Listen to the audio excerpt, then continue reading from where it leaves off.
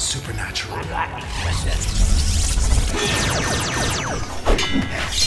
Download the Legacy Edition of Spirit Blade, a full past audio drama, for free at spiritblade.com.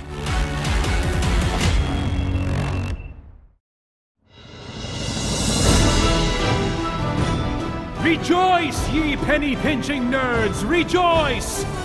For this is a season unbound by our bank accounts, unfettered by fees. A legendary age of liberty. This is the summer of free!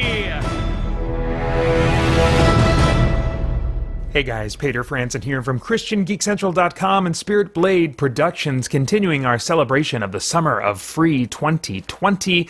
With each installment this summer, I'm giving one or more movie recommendations and also a couple of tabletop paper and pencil, or tabletop, free print and play games that also won't require too much ink and paper out of you to enjoy. So the first movie I want to talk about briefly is Solomon Kane.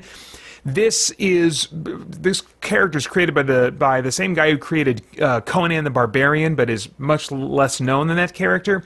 But if you like dark sword and sorcery type of fantasy, then this is definitely worth checking out. It's in my Blu-ray collection, and you can see that it doesn't have the big blowout budget of some other movies, but it really still is a great looking movie in terms of its visual design. Basically, you've got Solomon Kane, who's this character who pledged his life to the devil or some kind of equivalent like that, and so he's just cursed in a horrible way. And the only way he discovers to free himself of that curse is to save this young Puritan girl who was kidnapped by an evil sorcerer for some horrible dark ritual. And so Solomon Kane has to renounce his vow of peace that he made so that he could hopefully earn back his salvation. There is a lot of, if you couldn't tell just from that phrase alone, a lot of legalistic concepts, a twisted legalistic version of Christianity that's represented in this story. So that could be a source of irritation for you. I certainly raised my eyebrow and shook my head a few times.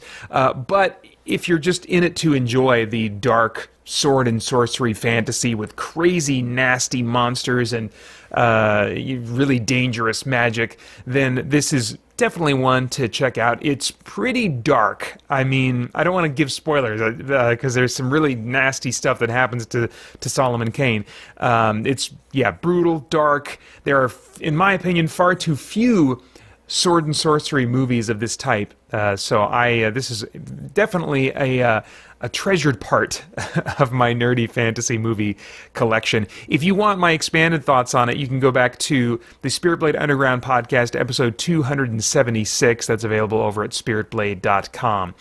And the next movie I want to mention is Centurion. Now, this isn't technically a geek movie. It's not actually fantasy, but in a number of ways it feels like a fantasy movie. It's the description on Tubi TV, which is, by the way, also where you get Solomon Kane, TUBITV.com. Centurion, Britain, AD 117, Quintus Dias, the sole survivor of a Pictish raid on a Roman frontier fort, marches north with General Virulus' legendary 9th Legion under orders to wipe the Picts from the face of the earth and destroy their leader, Gorlakon. So there are some familiar faces. Michael Fassbender is the lead in this movie. This was before he really became a big name. Also Dominic West, that you would recognize from 300. And if you like that kind of sword and sandal kind of pseudo-fantasy type of vibe, then I think there's a lot to enjoy here. There isn't magic, but there is, a cool use of flame and flaming weapons in this movie that give just a little touch of a fantasy vibe. So I think while it's not a geek movie, it definitely has geek appeal to it. And then let's see here. Couple of quick recommendations. One, also at TubiTV.com, Galaxy Quest. If you haven't seen this one, it's the three amigos in space. It's Star Trek type of actors. that aliens think are actually real space heroes, and so they recruit them to help them out of this horrible fix that they found themselves in. And so these TV show actors are having to kind of pretend that they really are the characters that they play on TV and help these aliens out. If you haven't heard of this movie, then this is definitely your time to check this out. Galaxy Quest over at tubitv.com.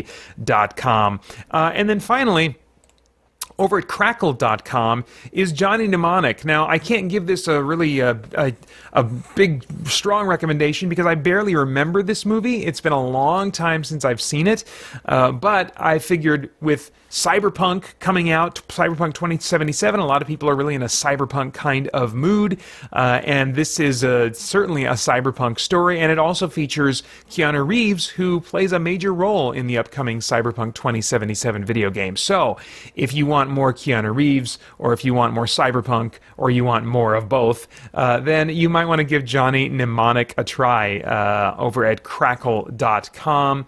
Let's see here. Also, by the way, if you're in a cyberpunk mood, I want to mention again that you can download the cyberpunk/fantasy mashup audio drama Spirit Blade Legacy Edition over at spiritblade.com. Now we're going to move on to our tabletop game recommendations. Let's see here. Delve the Dice Game. This one's over at BoardGameGeek.com, and it has everything there that you need to download and print it out and play. The description reads, you have a party of 4 adventurers, each with unique abilities, a fighter, a rogue, a wizard, and a cleric. They will face 6 groups of monsters in order. You fight battles 1 round at a time, rolling for your adventurers first. For your adventurer's attack, roll 6 dice up to 3 times, setting aside any you want to keep. After the rolls, determine which attacks you will make based on your surviving character's abilities. For the monster's attack, roll a 6-sided die for every point of health they have left. The goal of the game is to destroy all of the monsters and to finally slay the dragon with at least 1 surviving adventurer. So this has a bit of a Yahtzee mechanic. You have these different adventurers in your party whose abilities are triggered on a combination of dice. So if you have like a straight, of 1, 2, 3, and 4, then you can maybe that would trigger 1 hero's ability if you want to use those dice to trigger that, or if you have 2, 3 results on your group of 6-sided dice that you rolled, then you can trigger another result. And you also have some choices in which characters you bring into the dungeon. There's both, say, like a wizard, but then a druid, and so the point values they have as you're assembling your group at the beginning are equal. So you do have some choices to how you're going to assemble your party. On top of that, there are also monsters that have different abilities, and so combat is going to be a little bit different each time that you are fighting an enemy, depending on what special abilities they do or do not have. And I believe there are scenarios as well that can change up how you make your way through the game, and pre-made scenarios, and then also kind of a random dungeon deck that you can use to really vary things up. And I really like the visual design of this board game. Again, it plays well to the strengths of print and play by having an aesthetic that's based on a hand-drawn vibe, like an old brown map that you've found that's etched on animal skin of some kind, or ancient papyrus or whatever the crap, So the aesthetic really matches well with the print and play nature of the game. So anyway, that's Delve, the dice game. And then finally, Zombie in My Pocket, also over at BoardGameGeek.com. The description reads, there are 2 versions of Zombie in My Pocket. Go to Zombie in My Pocket for the 1 to 8 player Cambridge Games Factory version. So there is a published version, so don't get that confused. You want the print and play version at BoardGameGeek.com. Zombie in My Pocket is a print and play game, solo game, and the files are included on the page at BoardGameGeek. The game is free, fits in your pocket, and the modular board combined with the development cards makes it a different game every time.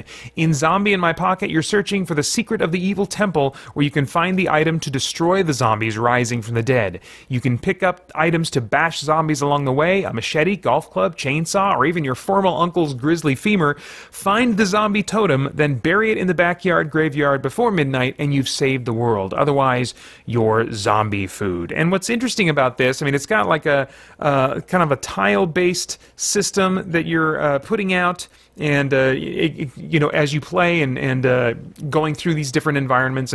But what's more interesting to me than the mechanics, I mean, I'll let you kind of look up reviews to learn more about how the game plays, but it's licensed under a Creative Commons Attribution Non-Commercial Share-alike 3.0 unported license. And what that means is that anybody can share this game, they can retheme it, and then share it, and as long as they're not selling it or whatever, or making a non-paper version of it. And so a bunch of people have made variants of this game. And so you can get a dungeon crawl version of this game. You can get one where you're fighting aliens, or where you're fighting pirates, or where you're fighting robots, and all kinds of different themes. And so this is a pretty well-respected indie print-and-play game. So if you're not into the theme, you might want to go to the page anyway, go to the files and look at the variants, or the forums and the variants, and see if there might be a theme that better suits you for Zombie in My Pocket.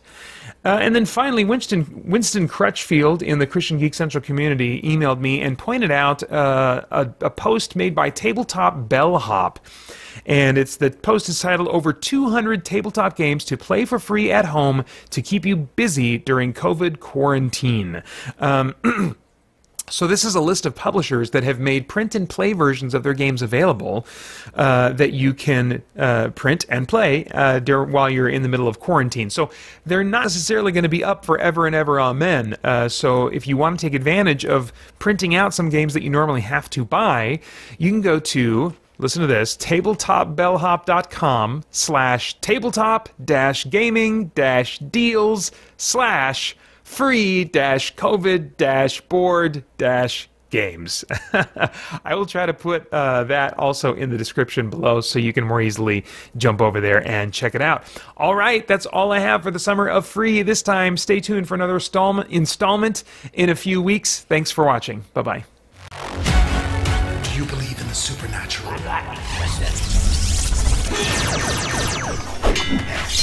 Download the Legacy Edition of Spirit Blade, a full past audio drama, for free at spiritblade.com.